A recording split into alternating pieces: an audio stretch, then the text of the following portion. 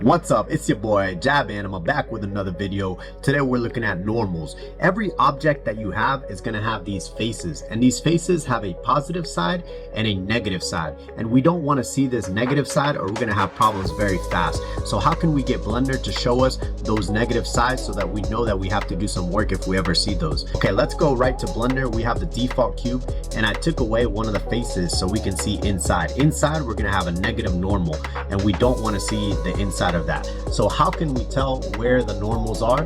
Well, we go up here to show overlays. We're going to go to face orientation. These blue sides, these are our positive sides, and inside we have negative. So what we want to see is we only want to see the negative. So if we see the red faces, we know we have a problem. Let's go to edit. Let's go to preferences. We go to themes. We go to 3D viewport, and we're going to go right down to where it says face orientation front. And now what we want to do is we want to take away so that we can't see these positive sides. Now we can only see those red sides, and we don't want that to be so bright. So let's take that down a little bit. Now we know if we ever see a red face, that means that we have some work to do and we have to go in there and flip it. Hey, that's it for today, guys. Check me out on YouTube, Twitter, or Instagram. I'll see you there.